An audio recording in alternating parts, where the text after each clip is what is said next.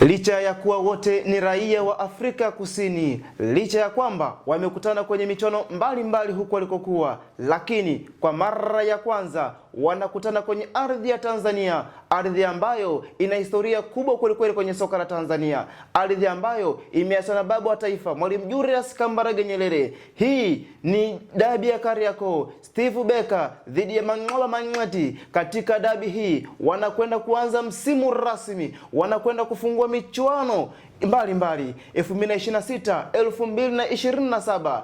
Naam, timu zao zote zimesajili na wote ni wakuu wa mabenchi ya ufundi ndani ya timu hizo. Itakuwa ni mchezo wa namna gani? Itakuwa ni kipi kinakwenda kujiri? Mimi na wewe hatujui, ila dakika 90 za mchezo ndizo zitakwenda kuamua. Hapa tunakwenda kuangazia kile ambacho makocha wa timu zote mbili wamekizungumza sanjari na wachezaji hali kadhalika hivyo. Naam, Leopard, habari ya wakati huu tena? Njema sana. Sasa hapa tunakwenda kuangazia kile ambacho kimezungumzwa na makocha wote wa timu zote mbili kwamba kuelekea mchezo wa dabi ya Kariakoo. Hawa makocha bwana wanafahamiana. Lakini sambamba na hilo wote ni raia wa Afrika Kusini. Sawa. Na tukianza na Steve Barker ambaye yeye amesema kwamba kwenye huu msimu unaokwenda kuanza 2026-27 anatarajia kwenda kuanza akiwa na kombe mkononi, kwamba nia na madhumuni ni kutoa taji la ngao ya jamii. Je, kwa kauli hii inaakisi mchezo huu utakuwa namna gani kupitia kauli ya Steve Barker? Inathibitisha kwamba mwalimu amejipanga na yuko tayari kwa ajili ya kwenda kushinda. Na hawezi kushinda pasipo kushindana kwa sababu huu ni mchezo wa ngao, na endapo kafanikiwa kutoa ubingwa ama kuchukua ngao ya hisani mwanzoni mwa msimu, inakumotivate na kuweza kuwa katika mazingira mazuri kuelekea kwenye msimu mpya ambao mnakwenda kuanza nie kama timu. Na ni muda mrefu tunafahamu kwamba Simba amekaa pasipo kutoa taji hili la ngao ya hisani. Kwa hiyo kwa hichi ambacho amekizungumza mwalimu Steve Barker inatoa ishara kwamba ana chachu na shauku ya kuweza kuwa na mwanzo mzuri kuelekea msimu unaofuata. Unadhani wachezaji wanaposikia kauli hii ya kocha kwamba anataka kuanza na kombe mkononi, si ndio? Wanaipokeaje na wanakuwa na shauku ipi ya kupambania watimize lengo la kocha? Nafikiri wanakuwa wanafahamu kwamba wana deni, kwamba kocha tayari amekwisha wahakikishia mashabiki kwenye mkutano wa hadhara ambao wamefanya na waandishi wa habari.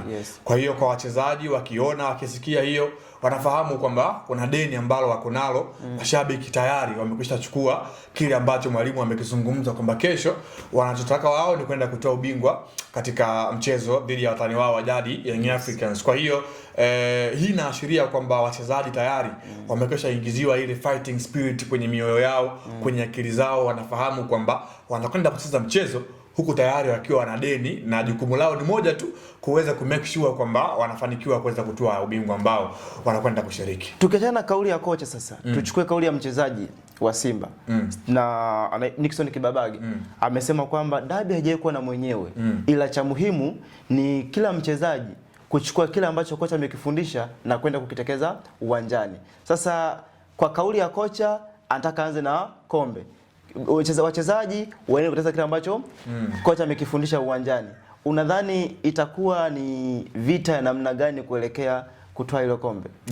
Kwa sababu kila upande amezungumza vizuri. Amezungumza kocha kwa upande wake yeye kama kocha, jinsi gani ambavyo amejiandaa katika upande wa philosophy na mbinu kuweza kuielekea mechi ya kesho. Lakini kwa wachezaji amezungumza vyema Kibabage kwamba na wao pia wana hiyo shauku, na licha ya kwamba kwenye mchezo wa dabi mara kadhaa kumekuwa hakuna matokeo ambayo yanatabirika. Hii inaashiria kwamba wachezaji pia wanafahamu kwamba ni mchezo mgumu, mchezo ambao umakini unahitajika kwa asilimia kubwa, ubora, ushindani, lakini pia kufahamu kwamba wanapigania nembo ya klabu yao ya Simba, jambo ambalo huenda pia likawafanya kuweza kuongezeka kwa juhudi binafsi kiwanjani na kuweza pia kuona baadhi ya nyakati muhimu katika mchezo husika.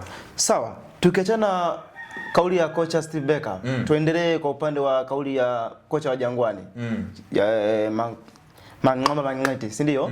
Yeye amesema kwamba ni kwa mara ya kwanza anashiriki kwenye mchezo wa dabi, hivyo anataka aende kuona nini kitatokea kwenye dabi hiyo. Hii kauli sasa ukichukua kwa mazingira ya sasa hivi na kikosi alichonacho, analenga kitu gani?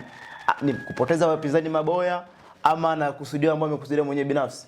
Amezungumza ukweli, sio uongo ambao ameuzungumza kwamba hii inakwenda kuwa dabi yake ya kwanza ya Kariakoo akiwa na Young Africans, jambo ambalo pia litamfanya aweze kushuhudia kitu kipya katika ushindani, ile test atmosphere ya uwanja, pressure nzima ya mchezo, lakini pia haiondoi kwamba hayuko tayari katika upande wa kwenda kushindana.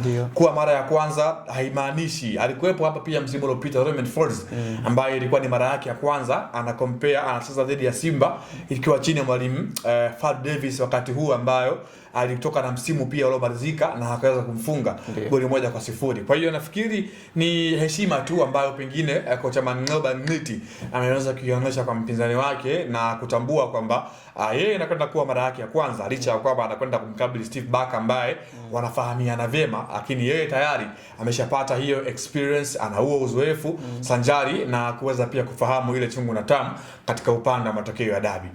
Unadhani kwa kupitia kauli hizi zote mbili wa makocha, tutegemee ni mchezo ambao utakuwa na mbinu zilizojificha sana, mbinu za wazi, ama kila mmoja atakuja na lengo yake ambaye anajua kabisa nikipita huku naweza nikamudu nani mpinzani wangu?